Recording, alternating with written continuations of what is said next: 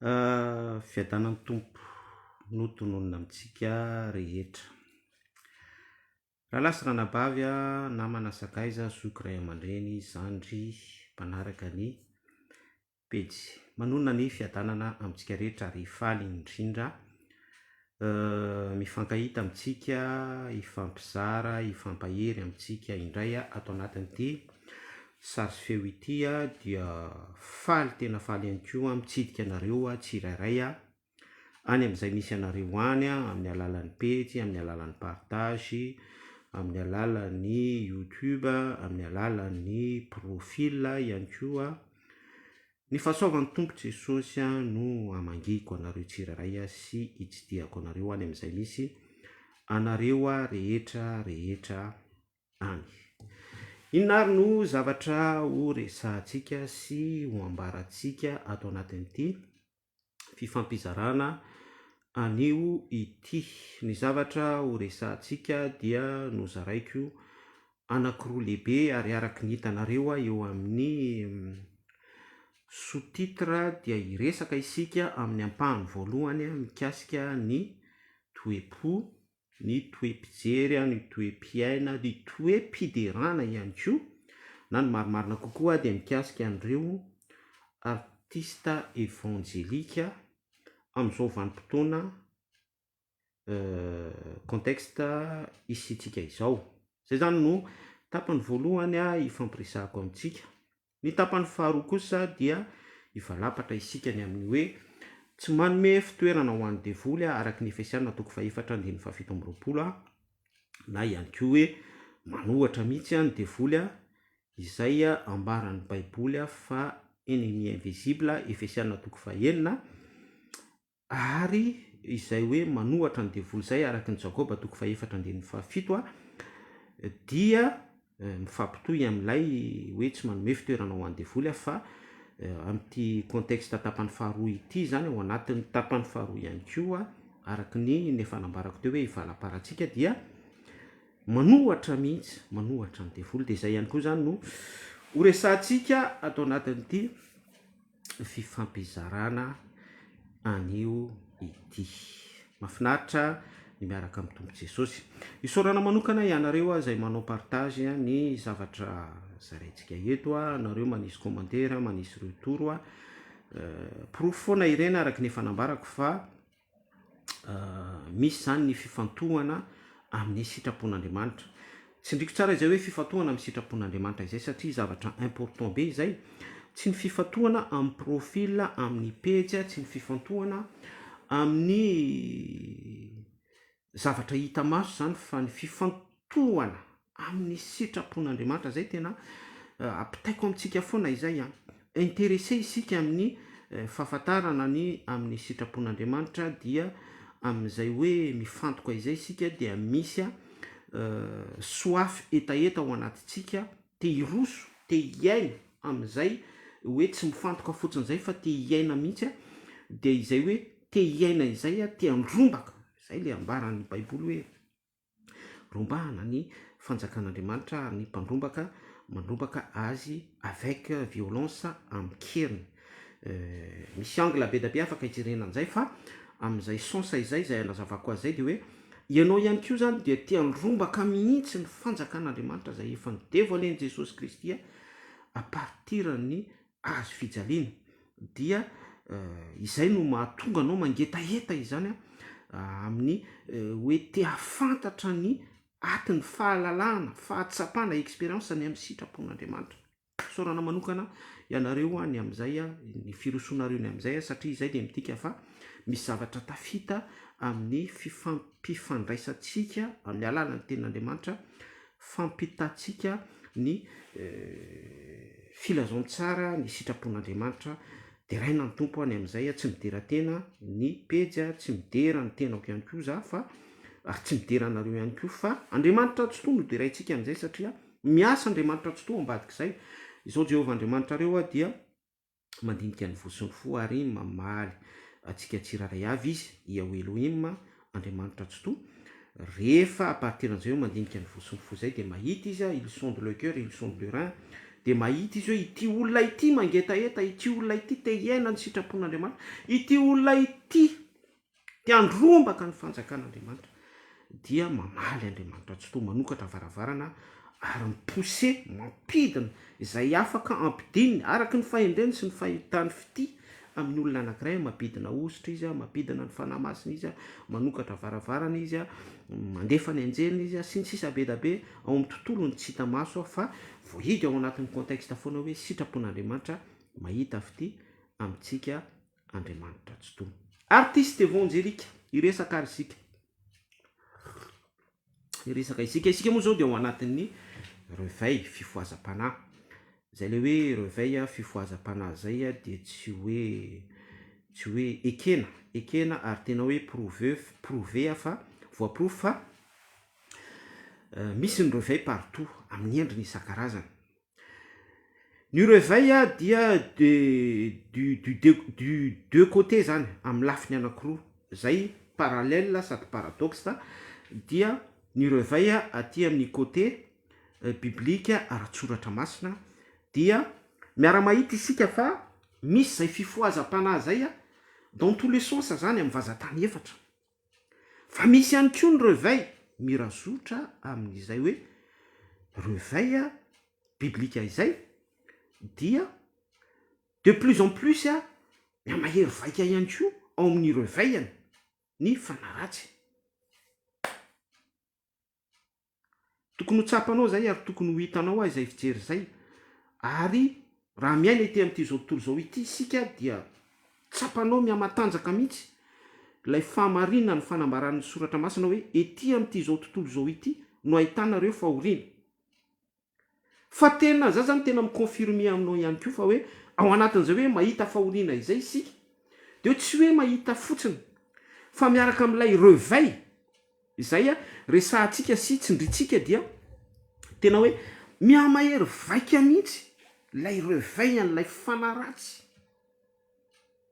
Ao amin'ny Apocalypse 12 dia ny setroky ny fanaitainana ao anatin'ny contexte en douleur de l'enfantement, de io setroka io miaraka amin'ilay fanaitainana se réveiller, mifo, satria alohan'ilay personnification ifoazan'ilay lehilahin'ota, de misy an'io setroky ny fanaitainana io aloha manentoento mialoha lalana io esprit io ao anatin'ny contexte ho ia hoe douleur de l'enfantement, manavatsava ary manomboka manetroka ety amin'ity zao tontolo zao ity. Raha ara-panahy ianao dia mahita an'izay mihitsy hoe manjavozavo zany abakabaka zany, manjavozavo zany univers izany, manjavozavo zany planeta izany, manjavozavo ny masom-pahitana. Ary raha ohatra ianao mijery lavitra dia misy an'io étouffement an'ilay zavona io amin'ny masom-pijerenao, satria anao dia olona ara-panahy.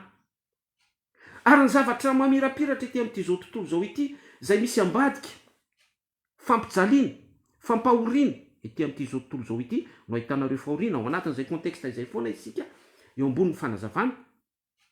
De misy an'ilay zavona fanaitainana miaraka amin'izay, saingy midominina ilay manjelanjelatra sy ilay mamirapiratra. Isika zao anatin'ny vanintaona ny faran'ny taona dia ny festivité, ny tontolon'ny fety, ny Saint-Sylvestre, ny fête Noël, ny Christmas, ny fety ny farantaona, mifamaofao lay zavona, lay setroky ny fanaitainana ao anatin'izany, ny rivotry ny politika, ny rivotry ny fahafatesana, ny rivotry ny vakitrano, satria rehefa farantaona tahaka an'izao de aza adino fa misesisesy be mihitsy ny endrim-pahafatesana isan-karazany, ny tongatonga ho azy ny loza-pifamoivozana exposé ao anatin'izany, zay tsy manana ny arifenitra sy ny arifanina, ny revêtement spirituel, ny Efesiana 4:1 manomboka any amin'ny casque du salut hatrany amin'ny chaussure de sécurité, ny ceinture, ny aritratra, ny bouclier sy ny sisa rehetrarehetra, dia tafiditra ao anatin'ny contexte zavi-pahafatesana. raha nazavantsika teo ohatry ny tongatonga ho azy zany zavatra rehetrarehetra zany nyvakitrano any insécurité miamahery vaika be ny herin'ny vola ny rivotra politika ao satria ao anatin'ny contexte zao isika mbola fanisambato tsy hita be ny any efa misy fofopofona zavona rivotra politika mietofe ao anatin'izany rehetrarehetra izany raha lasy rainam-bavy fa mirazotra am'izay indrindra nefa dia nisy fotoana nanao publication teto ny amina artista évangélika anankiray izay lasa mirazotra nanoana antoko politika anankiray zay fatadaza ilay artista évangélika ary tena hoe raha ny fijery ivelany de tena hoe artista évangélika izay tena hoe fitaratra ary nanirana na ny fitafiny ara dia mahafinaritra satria dia tsy exagéré be tsy vulgaire be tahaka ny any sasan'lay hitanareo lay mifinjifinjy be lokomena mitorehitra be ny o lava be lay efa nanaovantsika sary teny teto hoe Lady Gaga en personne mihitsy fa juste fotsiny hoe misy robe sy misy manteau misy étiquette a Jesosy Kristy dia rehefa nofotorana kaika lay artista évangélika anankiroa izy dia nahery fiteny be izy mivantana tamiko mihitsy hoe manana andraikitra izay amin'ny firenena ary aleo tsy mifampiteniteny ny anaran'ny dadana azy atonontononona any am'izany sy ny sisa be da be satria rehefa mitondra ny teny édification tao anatin'ny fanambarana tamin'ny alalan'ny publication tenako ny pejy ary notsindrina tao anatin'izay tsy sitrapon'Andriamanitra any amin'ny hoe mitandrema ianao en tant que hoe artiste évangélika satria akaiky ny foky loatra ianao fantatro ny dadanao fantatro ianao en personne fantatro ny mamanao satria ny dadanao dia nitaiza tamin'ny dingana voalohany dingana faharoa dingana fahatelo tao amina fiangonana anankiray ary tena misy an'izay valeur précieux izay ositra izay voarayako ihany koa nitomboky tamin'ny fahafantarana ny soratra masina ka satria akaiky ny foky loatra ianareo dia mampitandrina anareo hoe tandremo fa zava-doza io resaka politika io ary tsy tokony hanoana antoko politika anankiray na frehana politika anankiray ianao fa exposé amina asany devoly ary en danger ny côté spirituel surtout ianao dia manana image filazontsara mahampideranao ary zay hoe mpidera ianao dia tsy tokony influencer aniza sy iza mihitsy akafana ary orienté ny safidin'olona amin'ny alalany hoe mahampidera évangélika ianao hitodika amina firehana politika tsy tokony ho izay zany lasa moyen sy lasa support am'izay lafin'izay ianao anefa mpidera ianao manana ositra amin'ny mahampidera anao zay ny fipetrak'ilay sujet averiko tsara hoe ianao dia mpidera pira ira fiderana mbola hidirantsika detay any amin'izay hoe mahampidera izay rehefa avy eo kanefa ianao dia lasa ataon'ny olona support ary lasa ny mpanao politika indray no m'influencer anao zany hoe ianao amin'ny mahampideranao tokony hamoaka ny mpanao politika anankiray ao amin'ny sehatry ny politika satria ny politika ao dia asany démoli tsindriko foana izay asany devoly ny mpanao politika ny fanaovana politika ary ny mpanao politika rehetra dia ampiasainy démoni direkta be amin'ny teny an'izany Jesosy Kristy dia ny teny mazava mihitsy izy ny fanjakako hoy izy any amin'ny filazontsara amin'izao nany dia tsy amin'izao tontolo zao fa raha tsy izany dia ho niady ny anjeliko ny mpanompoka fa sainga tsy izao tontolo zao ny fanjakako dia tsy hife partie an'izany ny adiko tsy hife partie an'izany ny adin'ny mpanompoko any anjeliko ny mpianatro de izay ihany koa zany tokony imazintsika hoe amin'ny mahampideratsika dia mijanona ho mpidera fotsiny ihany tsika ary tokony ho mpambaby ihany koa mpananatra ny mpanao politika tokony ho mamoaka ny olona izay voahidy ao anatin'ny sehatry ny tontolo politika ary evoakatsika amin'izay cercle hoe asan'ny démoni politika izay zay dia hoe tsika ty amin'ny tontolo ny fiderana hoe tsika ty amin'ny tontolo ny sitrapon'Andriamanitra hoe tsika ty amin'ny tontolo ny fiainana mandrakizay vie éternelle fa ny zavatra misy anefa dia ianao indray no lasa manohana mpanao politika lasa mivoy firehana politika lay tondroky teo hoe asany devoly lay nambarany Jesosy Kristy teo hoe tsy fanjakako fa fanjakan'izao tontolo zao. Fa raha tsy izany dia ho niady a ny tenako Jesosy Kristy. Jesosy Kristy ny ambarako fa tsy za sy ny mpanompoko. Mampalahelo fa tafalatsaka tao anatin'izay lay anabavy sy lay rahalahy dia lasa nanohana firehana politika izy nanohana olona izy nanohana foto-kevitra izy. Ary ny mampalahelo dia rehefa nahitsy nanarina tamin'izay izy napetraka tamin'ny édification sur la Bible dia ampatezerana ny réponse amin'ny alahelo tsapanao lay izy par discernement ary hitanao amin'ny litera sy ny fanambarany ary nataony mihitsy hoe amin'ny anaran'i Jesosy.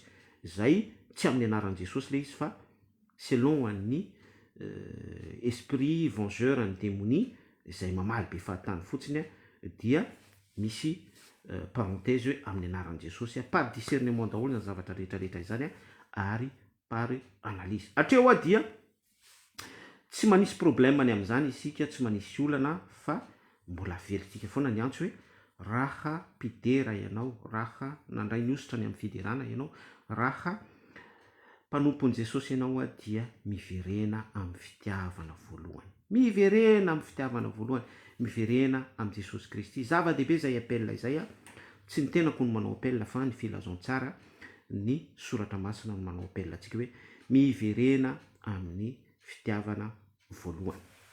Inona moa atao hoe mpidera?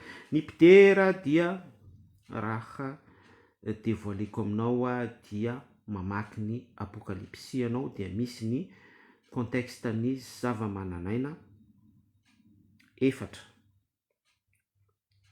sy ny loholona 420 ny 4 bête ny 24 veillard izay midera andro aman'alina 420 ora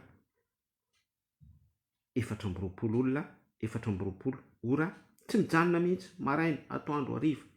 Masina Jehovah tompony maro enika azy enika ny voninany ny seza fiandrianana ny ao an-danitra ao. Masina Jehovah tompony maro. Amen tsy mijanona mihitsy izany fiderana izany ny 24 veillard sy ny 4 bête efa naverimberitsika teto foana izany. Izay lay fiderana amin'ny fanahy sy fahamarinana. Raha vakinao ny Jaona toko faefatra andin'ny 7 sy ny 4 lay vehivavy samaritana sy Jesosy Kristy dia niteny mihitsy Jesosy Kristy hoe ho avy ny andro izy sady efa tonga ankehitriny fa ny mpivavaka dia mivavaka marina amin'ny fanahy sy fahamarinana. Tsy eto amin'ity toerana iry ity, tsy amin'ry tendrombohitra iry fa ny tena tadiavin'Andriamanitra tsy toy ny tadiavin'i Jesosy Kristy dia mitady olona fatratra ny ao an-danitra ao. Yahweh Elohim, Jehovah Andriamanitra mitady olona fatratra izy hidera azy hivavaka amin'ny fanahy sy fahamarinana. Tsy eto amin'ity itenenako ity, tsy any am-piangonana, tsy ao amin'ny toerana misy anao io, tsy any amin'ny karazana izay isitsika rehetrany fa amin'ny fanahy sy fahamarinana. Ahoana izay? Izay dia midévoiler ny resaka échelle de Jacob. Misokatra ny lanitra, ny anjelin'Andriamanitra miakatra sy midina mitondra ny vavaka ao. Ary ilay vavaka ao, ilay fideranao dia tonga eo amin'ny seza fiandrianan'Andriamanitra. Ary mireflete ny imazon'ilay ao amin'ny apokalipsy tahaka ny fideran'ny 24 veillard sy ny 4 bête. Meko indisy ianao. Zany hoe raha mivavaka isika dia misokatra ny lanitra, raha midera isika dia misokatra ny lanitra. Amin'izay fotoana izay dia tsy limity ao anatin'ilay cercle hoe eto amin'ity toerana ity no manambara, eto amin'ity toerana ity no mizara, eto amin'ity toerana ity no mitoroteny, eto amin'ity toerana ity no mivavaka, eto amin'ity toerana ity no manasitrana sy ny sisa rehetra. Fa misy lanitra misokatra dia misy an'ilay échelle de Jacob. Ao anatin'izay contexte izay ihany koa dia marina en esprit en vérité mihitsy hoe mitolona amin'Andriamanitra isika ilay olona ilay mpidera dia izay fiderana izay fivavahana izay no andrasan'andriamanitra amintsika. Misy an'izay fitohizana izay au temps présent mihitsy, en esprit en vérité, dia ny fanahy no mifampitohy miara-miaina miara-mientana ny seza fiandrianan'andriamanitra, ary tonga eo amin'ilay seza fiandrianan'andriamanitra ilay fiderana fa tsy voahidy ary tsy mipenetre an'ilay univers, ilay espace Efesianina 2:9, royaume de ce monde, izay mampisaraka atsika amin'ny tontolon'ny fanahy grand F andresahako eto ny ao an-danitra ao sy ny toerana izay isitsika. Izay lay fiderana amin'ny fanahy sy fahamarinana, izay lay vavaka amin'ny fanahy sy fahamarinana. Jaona 2:4, mitady olona fatratra Andriamanitra idera azy amin'ny fanahy sy fahamarinana. Ny zavatra misy anefa dia ny artista evanjelika dia mivoaka amin'ny côté fanahy sy fahamarinana, mbola tsy tonga amin'izay akory, mivoaka amin'ny côté fahamarinana, manamasina azy amin'ny fahamarinana fa ny tenao ny fahamarinana, mivoaka amin'ilay volonté divine, mivoaka amin'ilay sitrapon'Andriamanitra, mivoaka amin'ny baiboly, mivoaka amin'ny tenin'Andriamanitra, fa lasa manohana mpitondra sy mpanao politika, lasa allié amina propagande présidentielle, lasa andihany iray amin'ny olona mpanao culte de personnalité, mivoaka tanteraka amin'ny soratra masina fahamarinana fotsiny resaka eto. Mbola tsy miresaka isika ilay lien en esprit nambarantsika teo, izay mifamatotra amin'ilay contexte Jaona 2:4, en esprit en vérité, manome ny imazan'ilay 24 veillard sy ilay 4 bête bokin'ny apokalypsy, fivavahana ao an-danitra ao. Izay révélé an'ilay échelle de Jacob, totohatry Jacob, mampifandray atsika amin'ny alalan'ny fihetsehan'ny anjely. Misy anjely mihetsika mihitsy rehefa midera isika, misy anjely mihetsika mihitsy rehefa mivavaka isika, misy anjely mihetsika mihitsy amin'ny fahamarinana rehetra porofony ny soratra masina amin'ny expérience iainantsika. Dia izay lay miakatra sy midina eo ambony lohan'ny zanak'olona, ary tsy manapaka amintsika intsony lay royaume de ce monde, Efesianina 2:9, impénétrable, péché adamique, mpanjaka an'izao fahamazinana izao eo ambony lohantsika, mampisaraka atsika. Lay ambara amin'ny baiboly hoe ny firotanareo no hevitra mampisaraka anareo amin'Andriamanitra tokoa. Dia arak'ilay nambarantsika teo hoe mampanaely fa ny artiste evanjelika dia mbola feheziny mpanao politika, zany hoe lavitra tanteraka mihitsy any amin'ny fiderana amin'ny fanahy sy fahamarinana, fivavahana amin'ny fanahy sy fahamarinana. Mbola olona ao anatin'ny culte de personnalité no mibaiko azy eo ambony ao, tsy ao zany lay fahamarinana, tsy ao akory lay échelle de Jacob, lavitra tanteraka amin'ny fiderana amin'ny fanahy sy fahamarinana. Mbola misy contexte be da be mihitsy ety amin'ity univers ity, topoina eo ambony lohany, manam-pahefana manapaka amin'ny aloha. Ka izany no anaovako rappel amintsika, tsy fantatro nahazonao izany fanazavana izany, izany no anaovako fizarana amintsika, izany no anairako atsika. Dia ny mampalahelo dia ny réponse dia toy ny hoe tsy asiko resaka intsony fa teny masika, endry tsy mpitiavana, teny mandratra, rabese sy ny sisa rehetra, haine, menace sy ny ohatran'izany. Fa za dia mizara fotsiny ihany, mizara manao partage fotsiny ihany par rapport amin'ny sitrapon'Andriamanitra sy ny voasoratra, ary araka ny volonté divine ny amin'ny hoe mitoriany filazantsara amin'ny olombelona rehetra. Tsy maintsy toriana amin'izao tontolo izao ity filazantsara ny fahamarinana ity. Zay vao tonga ny farany, dia ao anatin'izay fihazakazahana izay ny tenako sy ireo izay iray andihany ao anatin'izay. Dia raina ny tompo. Ka averina foana zany apelina amintsika hoe raha artiste evangelika ianao, raha nandray ny ositra ny amin'ny fitoriana ny filazantsara ianao araka ny ministera sy ny fanomezam-pahasoavana, raha manana don ianao a manana talenta ianao a na mpinotsotra ihany ko ianao fa mahatsapa hoe ao anatinao a ny asan'ny fanahy ao anatinao a ny fahasoavan'i Jesosy Kristy a lay famonjena maimaim-poana nomeny teo amin'ny hazo fijaliana zay mantsy le fahasoavana tsy avy amintsika izany tsy avy aminareo izany fa avy amin'Andriamanitra tsy toa Jehova ray tsy toa izy no nanome ny zanakalay tokana Jesosy Kristy ho famonjenantsika izay lay fahasoavana sy ny sisa rehetra mifamatotra amin'izay dia averiko ihany ny apelina hoe tsy tokony a izao tontolo izao no hanapaka atsika tsy mbola tokony hisy fahefana eo ambonitsika hampibaiko atsika hampietra atsika surtout hoentitsika mietry miaraka amintsika lay sitrapon'Andriamanitra sy lay ositra ao anatitsika izay lay danger izay lay appel la trompette tsofintsika eto a raha ampidery ianao a misy ositry ny fiderana ao anatinao kanefa ianao misy mpanao politika eo amboninao a ary orienté amina firehana politika ianao a ary mi-influencer olona andian'olona ianao ho amin'ny firehana politika fa mivoaka tanteraka amin'ny fiderana en danger ianao amin'izay fotoana izay satria Andriamanitra tsy hiara hietry ao aminao mihitsy ny sitrapon'Andriamanitra tsy hitoetra ao anatinao tsony amin'izay fotoana izay ny fanamasina dia hivoaka aminao a ny ositra ary hiala aminao ho tritra hiongotra amin'ny tenanao dia grave be mihitsy satria ho ratsy noho ny tamin'ny voalohany isy fanafito hafa zay le hoe fanafito hafa izay mahery lavitra noho ny tamin'ny voalohany indray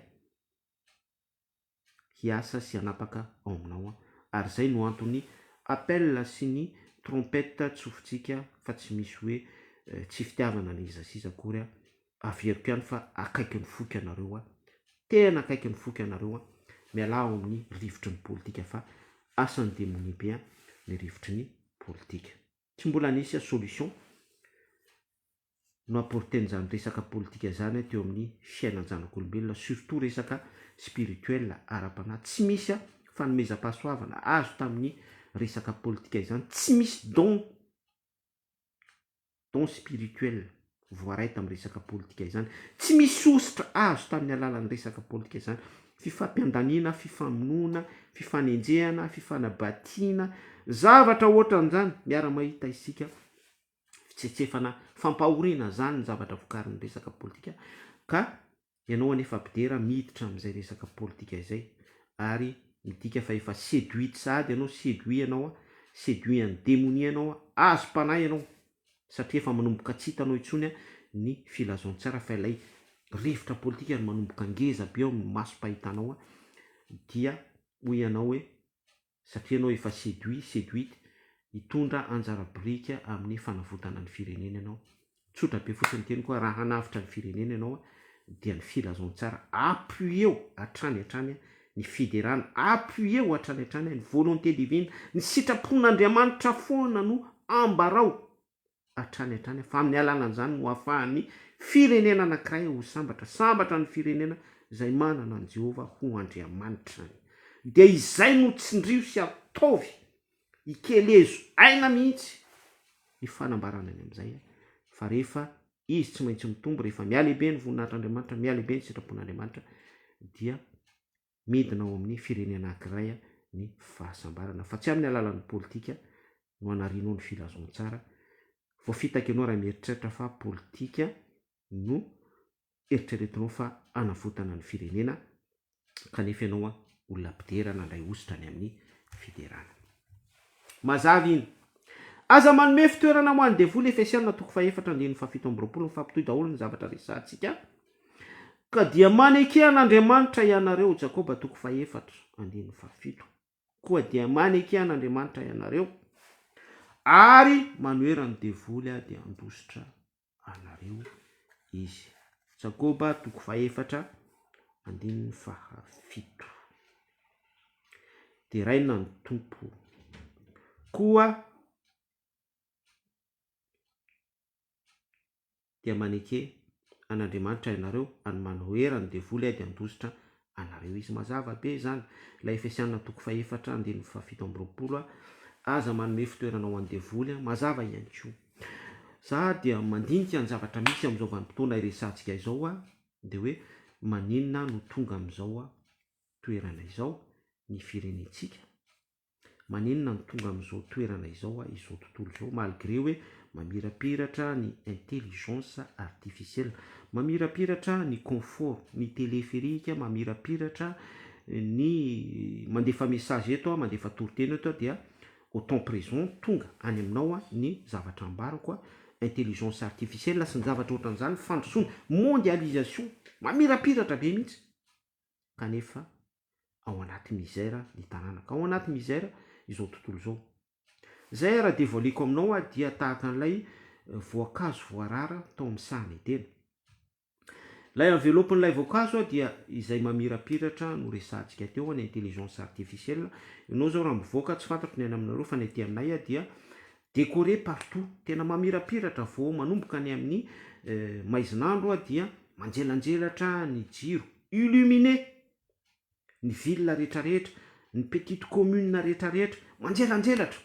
Ary hitanao avokoa ny sapin décoré, ny guirlande, ny karazana jiro isan-karazany, ny effet, ny spot rehetrarehetra, ny lumière isan-karazany eny amin'ny rindrina, manome image be da mahafinaritra, mahafinaritra, tout est mahafinaritra. Zay ilay papier cadeau, zay ilay enveloppe. Fa ao anatin'izay anefa dia lay misère, lay péché nalavo any Adama sy Eva. Tsy ho androany no nizarany zany taminao. Fa isika izany zay mpandalina ara-panahy, isika izay manana ny osotr'Andriamanitra, isika izay efa nateraka indray, isika izay manana ny esprit de discernement, dia mahafantatra tsara fa misy an'io voankazo voarara io a izay ny ao anatiny dia pourriture, poison. Mijery ianao de mamirapiratra, mitsapy ianao de mahafinaritra, manimboly ianao de manentoento, miaina ianao de tena hoe asambarana. Fa ao anatin'izany rehetrarehetra izany dia misère. Fa zany efa dia miteny aminao fa raha tsy manana maso tahaka ny fahitan'Andriamanitra ianao, ny amin'ny hoe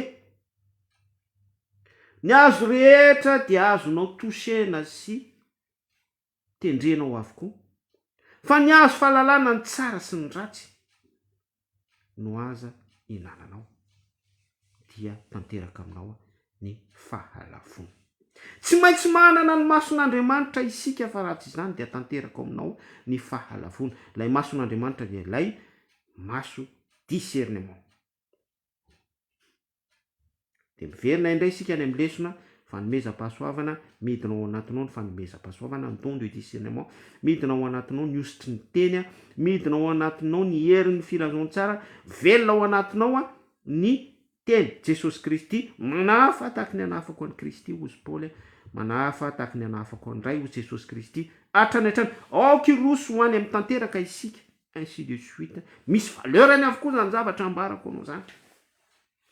De eto azy zany dia manao hitsin-dalana be hoe etsy sady tery ny lalana makany an-danitra, vitsy no mahita azy. Satria ny zavatra takina amintsika dia ny mason'Andriamanitra mihitsy lay tao amin'ny sahany tena.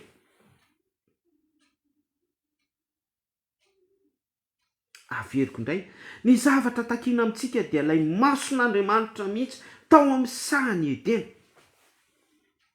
fa tsy lay masony Adama sy Eva. Satria lay masony Adama sy Eva dia mbola lavo ihany izy, fa ny mason'Andriamanitra mihitsy no mahalala hoe tsy azontsika hinanana. Fa ny masony Adama sy Eva dia mahalala ihany hoe tsy azontsika hinanana, fa tsy mahasakana atsika tsy hinana, tsy nisakana atsika tsy hinana, tsy nisakana atsika tsy hanendry. Misy poa be zany zavatra resantsika izany. Ary saingy tsy maintsy mahamarina ny filazontsara ny amin'ny hoe miroso makany amin'ny tanteraka isika. Amen. Etsy sady tero ny lalana makany an-danitra, vitsy no afaka manay an'izany. Fa voasoratra fa be da be mihitsy ny olona no very tahaka ny fasika eny amoron-dranomasina, ho betsaka ny ho very. Ary na dia isika samy isika izao raha dia mbola misy tri be da be mihitsy, satria tsy maintsy olona tanteraka no tafiditra ao amin'ny fanjakan'Andriamanitra. Vatana ny tasy ny rita, fiangonana malaza tsy misy fiketronana. Teo zao tsika dia niresaka artista evangelika. Ny zavatra takina mampideranao dia ampidera amin'ny fanahy sy famarinana ianao. Raha nomeko exemple isika selon la Bible dia ry Jaona dia nivavaka tamin'ny fanahy sy famarinana izy tao anaty fahitana, satria dia nampahitana azy ny apokalipsy ny seza fiandrianan'Andriamanitra. Izay ilay fivavahana amin'ny fanahy sy famarinana. Zany misy an'ilay esprit mihitsy tonga eo amin'ny seza fiandrianan'Andriamanitra. Dia miverina amin'ilay fanambarantsika indray aho hoe eto sady tery ny làna mankany an-danitra, satria izany ilay fivavahana takina amintsika, fivavahana amin'ny fanahy sy famarinana. Paoly apôstôly ihany koa dia nanao témoignage izy. Lanitra voalohany, lanitra faharoa, lanitra fahatelo. Ny amin'ny tena kosa tsy ataoko rehare, malala olona ivelan'ny tena. Ary nambarana tao anaty fahitana, ny amin'ny tenany izay tsy nataony rehare, fa nandre teny, tsy hay tenenina izy, tsy hay adika teny hoe teny jiosy, teny hebreo, teny nananana, fa fiteny tao an-danitra. Fa ny amin'ny tenany nataony taimboraka dia tsy nataony rehare, fa lay olona ivelan'ny tenany no nataony témoignage dia ny amin'ny patriarka tao amin'ny tontolo tsy hita maso. Dia miverina indray sika ny amin'ny resaka fivavahana, fanahy sy fahamarinana, fiderana amin'ny fanahy sy fahamarinana. Or ny artista evangelika mihaino mpanao politika sy orienté amin'ny tontolo politika ary mi-influencer ondry ho any amin'ny fironana sy fisainana ara-politika.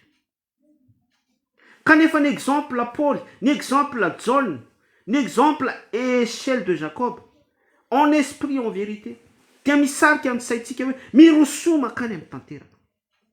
Dia raha mamaky an'ilay Efesiana toko 4:7 sy ilay Jakoba toko 4:7 hoe aza manome fitoerana ho an'ny devoly sy ny hoe manaiky an'Andriamanitra aloha, manaiky an'Andriamanitra aloha, manaiky ny filazontsara aloha, manaiky ny soratra masina aloha, manaiky ny sitrapon'Andriamanitra aloha.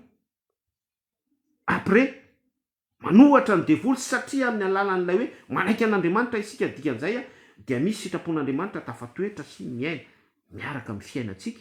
Zay tsika vao afaka ny hoe anohatra ny devoly ka andositra atsika ny devoly araka ny Jakoba toko 4:7. Fa tsy hoe manaiky mpanao politika isika dia mieritreritra fa andositra atsika ny devoly sy ny esprit ny politika sy ny mifamatotra amin'izay. Tsy lojika izay. Ary raha ara-baiboly dia tsy volonté divine zay, tsy fahalambarana ny sitrapon'Andriamanitra zay. Averiko ihany ilay Jakoba toko 4:7 mazava mihitsy. Manaiky an'Andriamanitra aloha, manaiky ny sitrapon'Andriamanitra aloha, manaiky ny soratra masina aloha. Manamasina azy amin'ny fahamarinana. Fa ny teninao ny fahamarinana, ekena daholo zany aloha. Zay le hoe manaiky zay dia mitika hoe repentance, ny bebaka mihitsy, satria nofo manohatra ny fanahy. Nofontsika dia manohatra ny voasoratra. Teo tsika dia niresaka ilay tamaseva, ilay voankazo voarara. Ilay masontsika manohatra ny mason'Andriamanitra. Satria ny mason'Andriamanitra mahita hoe aza manendry, tsy azo hinanana, tsy azo hohanina. Fa ny masontsika tsy mahita an'izay. Dia manohatra an'izay, Andriamanitra dia fanahy izay. Fampitohy daholo ny zavatra resantsika izany.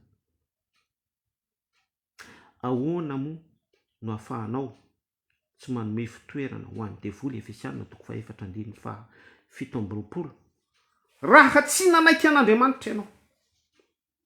Ilay manaiky an'Andriamanitra dia mitohy mihitsy hatrany amin'ny hoe ateraka indray ianao, misy fanovana ao amin'ny tenanao, transformation, misy régénération, tanteraka atao anatin'ny tenanao ny édification. Zay ilay nambarantsika eto hoe fiangonana malaza tsy misy fiketronana, ny tasy ny rita. Satria vao amboatra ianao, ilay tasy sy ilay rita dia ny référence, ny baiboly, ny soratra masina. Tsy misy lalàna manohatra an'izany tahaka ny vokatra ny fanahy. Tahaka izay ihany koa zany ianao, ny tasy ny rita, tsy misy soratra masina izany. Mijuger anao, manameloka anao. Ka raha tsy manaiky an'Andriamanitra amin'izay lafiny izay ianao, fahamarinana, manamasina azy amin'ny fahamarinana, ny ten'Andriamanitra ny fahamarinana. Raha tsy manaiky an'Andriamanitra amin'ny fanamasinan'Andriamanitra amin'ny alalan'ny tenin'Andriamanitra ianao, tsy tanteraka ao aminao ny fanekena, manaiky. alliance ihany koa fanekena afaka ambaratsika miaraka amin'izay Jakoba 4:7 dia ahoana ny noeranao ny devoly. Normal ianao raha manome fitoerana ho an'ny mpanao politika. Normal ianao raha ampideraka hoe ny mpanao politika indray no mahazo toerana eo amin'ny federanao, eo amin'ny tontolo mpanomponao. Normal ianao raha ny asana zao tontolo zao sy ny mpanaratsy rehetrarehetra no manapaka eo amin'ny fiainanao andavanandro. Feny dia tsy nanaiky an'Andriamanitra ianao sur le plan salutaire sy ny principe biblique araka ny toko sy andininy tokony anekenao fibebahana repentance sy ny mifamatotra amin'izany. Dia nininona fanambaranao hoe miala ny devoly, nininona fihetsiketsehanao délivrance sy ny sisa rehetrarehetra mahatsiaro manokana an'le église be da be prospérité reny le secte isan-karazany reny le manao cinéma sy manao complotisme amin'ny pièce montée zay mihitsy le izy zay fa tena mahitsy be any teny an'le izy amin'ny resaka science na délivrance isan-kerinandro de misy foana misy karazan'olona anaty situation précaire dia atao acteur actrice dia jouenao anatin'izay amin'izay le rôle hoe délivrance. Fa za zany par discernement ary par analyse soratra masina dia mahita mihitsy hoe tsy nisy akory lay fifanekena tamin'Andriamanitra alliance ary tsy nisy lay manaiky an'Andriamanitra repentance du deux côtés tao anatin'ilay fiangonana dia lasa pièce montée sy resaka sketch daholo le izy. Tena mahomby sy miasa be mihitsy ho famitana satria misy resaka tontolon'ny business, tontolon'ny fikirakirana, marketing, esprit mitsoka amin'izao vanim-potoana iresantsika izao ary mifampitohy amin'ilay fanambarako tany ambony hoe ao anatin'ny réveil isika satana ihany koa dia monsieur réveillé lay setroko ny fanaitainana apocalypse 2:12 miara-miasa daholo zany du deux côtés parallèle sady paradoxe mifanohitra de plus en plus misy ny révélation ny tenin'Andriamanitra satria raha mandinika isika dia miamanapaka hatrany ny famarinan'ny filazaony tsara ao amin'izay manana an'izay révélation sy rema izay fa akote an'izay ihany koa dia miamahiavaika ihany koa lay setroko ny fanaitainana mialohan'ilay hipotrany lay lelanota ao anatin'izay setroko zay zavona izay mampanjavozavo ny masony olona sy ny fitserevan'ny olona ka tsy ahitany olona hoe ity voankazo ity dia voankazo voarary. Fatany fotsy ihany le izy, fatany fotsiny ihany le izy satria tsy lay mason'Andriamanitra no masony dia ao anatin'ilay zavona sy lay obscurité dia tenté ihany izy mihinana ihany izy na dia fatany ary. Mahazo toerana ny devoly tsy arak'ilay Jakoba 4:7 hoe voatohatra ny devoly fa mahazo toerana tsy marina ilay Efesiana 4:7 hoe tsy manome fitoerana ho an'ny devoly. Za zany raha mandinika ny situation misy amin'izao vanim-potoana izao de hoe pourquoi tonga amin'izao vanim-potoana izao ny firenentsika anaty misère, ny firenentsika no resantsika fa efa partout dans ce monde le izy satria nisy ny porte ouverte. Iza no nametraka ny misère? Tsika vahoaka malagasy any. Iza no anton'izao zavatra misy amin'izao vanim-potoana izao? Ataovy ny analyse depuis 2009. Iza nametraka an'ireo teo? Fa nisy complotisme be da be tao. Zay le hoe aza manome fitoerana ho an'ny devoly. Nisy politika zay no resantsika mifampitohy amin'ilay artiste évangélika teo. Neketsika le izy.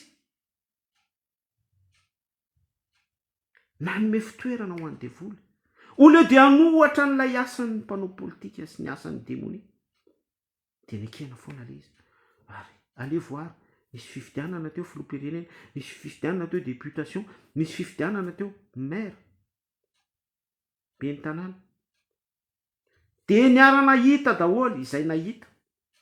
Ny tsy fetezana, ny bulletin précoché, ny zavatra ohatran'izany, ny fanendrena, sy fanoloana président ny fokotany ao anatin'ny fanerena, ny fampiasana, fitaovam-panjakana, ny chef Cisco, ny chef district, ny chef isan-karazany sy ny sisa be da be ny appellation sy ny annonce ataona olobe amina fitondrana ny candidat mpanjakana sy ny zavatra tsy ara-jariny rehetra zany hitatsika teto daholy hatramin'ny faratampony jusqu'à ce que hoe tsika zao amoaka voka-pifidianana ny olona concerné an'izany ny seni zany dia ao anatin'izany misy zavatra be da be tsy araka ny lalàna sy ny tsy araka ny hitsiny ndresaka isika teo ny aza manome fitoerana ho an'ny devoly toero ny devoly fahavalinareo dia andositranareo izy fa itia eto jereva isy anohatra avy eo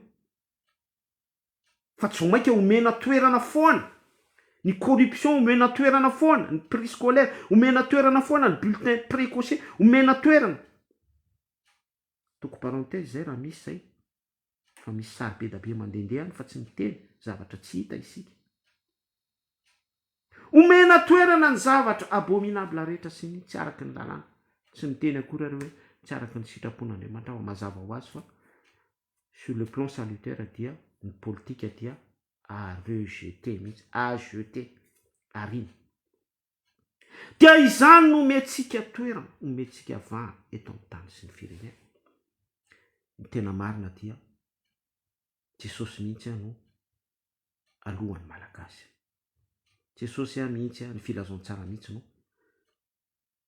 tsy ilain'ny malagasy tsony raha miteny zany ny baiboly Efesiana 4:7-7 aza manome fitoerana ho an'ny devoly dia aleon'ny malagasy manome fitoerana mpanao politika aleon'ny malagasy manome fitoerana halabato aleon'ny malagasy manome fitoerana prix scolaire aleon'ny malagasy manome fitoerana candidat mpanohatra mifidy karazan'olona mifidy olona aleon'ny malagasy manome fitoerana ho an'ny mpanonga mpanjakana aleon'ny malagasy manome fitoerana ny vidim-piainana lafo an'ny délestasy mivantana akola sy ny sisa be da be tsy te hitanisan'izany raha miteny zany ny baiboly Jakoba 4:7 hoe manekehana ianareo dia ozany malagasy zany Jesosy nilaza any izany no anton'izao fahantrana izao efa nanomboka tamin'ny fanjanahantany natonga ny malagasy ho voazanaka aleonay fivavahan-drazana tsy ilainy zany Jesosy nilaza any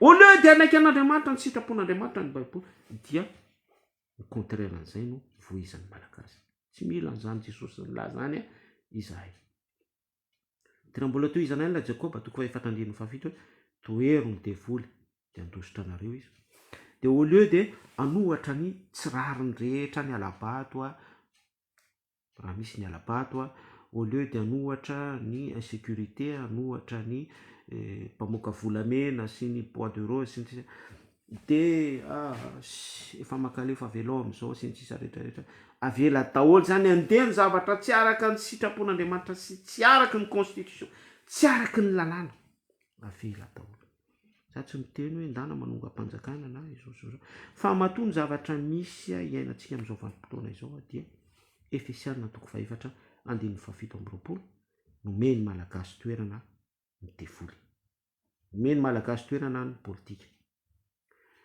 matoa isika tonga amin'izao toerana izao Jakoba 4:7 tsy manaiky an'Andriamanitra mihitsy ny malagasy hatramin'izao fotoana ifampizarantsika izao ity firenena ity manaja amin'olona ozy ny baiboly fa ny fony kosa lavitra ary manohera ny devoly fahavalinareo dia andositra anareo izy au lieu dia anohatra ny devoly fahavaliny ny vahoaka malagasy dia aleony misitraka challenge aleony misitraka fampandihizana fitombenana aleony misitraka zavatra ohatran'izany fa raha miteny ny pejy raha miteny isika hoe izao ny sitrapon'Andriamanitra mitondra ny édification sy ohatran'izany dia isika indray no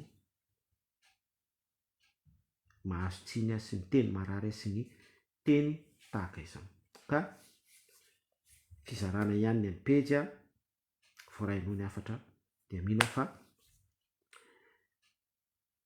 misy zavatra azonao saintsaina amin'izany tianao Jesosy tsy teny betsaka mizara fotsiny ihany tsy influenceur na mi-influencer anizasiza ity an'Andriamanitra tsy to ity ny filazantsara tsy amin'izay no ahafahanao mandrombaka ny fiainana mandrakizay fa tsy maintsy Jesosy mihitsy no tafidina ao anatinao dikan'izay dia repentance misy fehitrena takian'Andriamanitra aminao ary inao zao tontolo zao ahafahan'ny filazantsara midina ao anatinao jerentsika amin'ny fotoana indray zay ataontsika rappel indray tahaka ny ahoana ny ahafahana mandray an'Andriamanitra tsy toa sy ny sisa be da be ahafahan'ny filazona tsara miasa aminao sy ahafahan'ny fanan'Andriamanitra tsy toa manapaka eto amin'ny firenena amin'ny fotoana mamety azy na any anatin'ny tsefatsefaky ny fizarana tahaka izao ihany no anipazantsika ny famarinana ny amin'izay. Zany azoko nambara fa makasitraka antsika rehetra nanaraka sy ny eno hatramin'ny farany. Mirahasoa mazava ny artiste évangélika tsy tokony iray petsapetsa amin'ny mponina politika. Manekena an'Andriamanitra ianareo Jakoba 4:7. Manekena an'Andriamanitra ary malagasy dia manoera ny devoly andositra anareo ny démonie. Aza manome fitoerana ho an'ny devoly ny malagasy. Appel ny ataoko fizarana. Hoanao zay efa ao anatin'izany nanaiky an'Andriamanitra ianao tsy misy toeran'ny devoly eo amin'ny fiainanao andavanandro satria Jesosy Kristy ny filazontsara ny soratra masina no efa manapaka ao anatinao toy izy ho dianao ary apetrao amin'Andriamanitra foana izay victoire efa azo izay satria raha misy ihany koa ny olona tena cible ny démonie indrindra dia isika manana an'izay filazontsara ao anatintsika izay ianao izany ilay efa fofombadin'i Jesosy Kristy ilay efa vado ampakarina ianao ilay efa nateraka indray mitandrema ho antsika izay manao antsika ho efa mijoro mitandrema ozan'ny baibola mitandrema ozan'ny baiboly zay zany ilay afatra. Raha soantsika rehetra tianao Jesosy veloma tompoko makasitraka antsika izay nanaraka mivantana direkta fiatanana manokana fofato. Shalom.